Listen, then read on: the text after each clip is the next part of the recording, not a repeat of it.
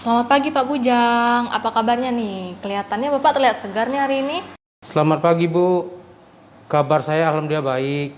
Saya mau kontrol ulang dan mengambil obat DM-nya. Jadi Pak, selain kontrol ulang dan ngambil obatnya nih, bagaimana nih pola makan Bapak sehari-hari? Apakah sudah sesuai dengan diet DM-nya Pak? Saya sulit menerapkan pola makan hidup diet. Kalau lauknya sesuai, makan saya nambah-nambah Bu. Waduh, jadi makannya nambah ya Pak? Kalau makannya nambah, gimana olahraganya? Apakah Bapak laksanakan dengan rutin Pak? Kadang-kadang saya jalan pagi Bu, kalau sempat. Tapi kalau untuk senam saya tidak, karena yang banyak senam itu ibu-ibu. Oke, jadi karena Bapak tadi tidak olahraga dengan rutin, berarti Bapak belum menerapkan sepenuhnya diet DM dengan baik ya Pak. Nah, gimana nih kalau saya jelasin dengan Bapak mengenai 5 pilar pada pasien DM, bagaimana Pak? Baik Bu, saya juga ingin tahu supaya saya bisa hidup dengan sehat.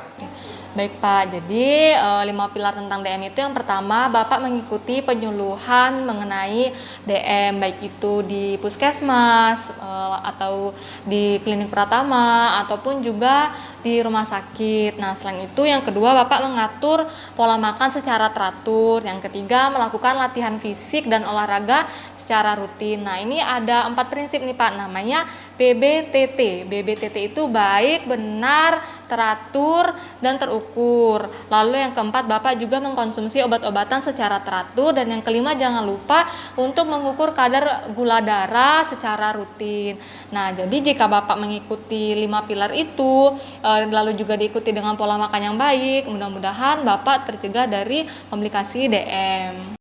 Terima kasih informasinya Bu. Mulai sekarang saya akan lebih disiplin lagi supaya saya bisa hidup sehat walaupun menderita DM. Sama-sama Pak. Nah jadi kalau misalkan Bapak DM-nya tidak terkontrol nih, ini bisa menyebabkan hiperglikemi ataupun Bapak mengalami hipoglikemia.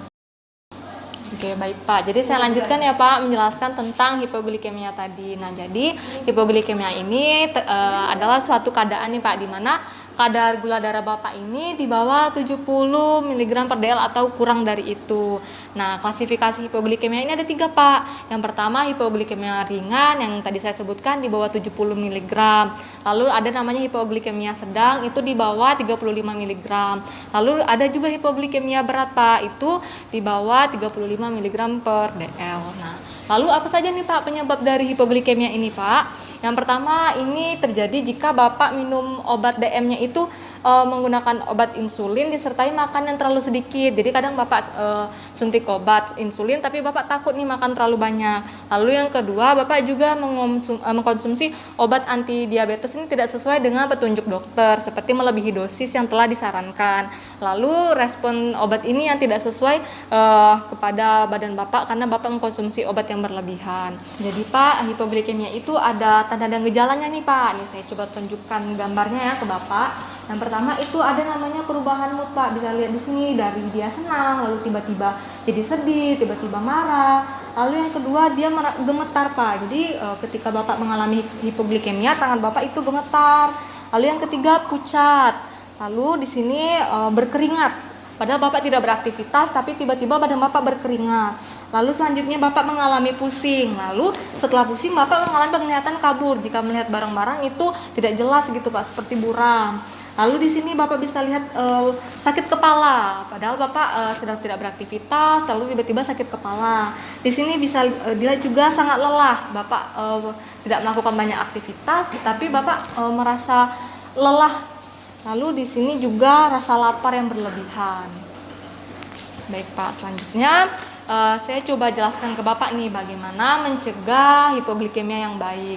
Yang pertama itu Bapak makan sesuai dengan kebutuhan. Jadi Bapak tidak makan berlebihan, tapi juga tidak makan dari tidak makan kurang dari kebutuhan tubuh.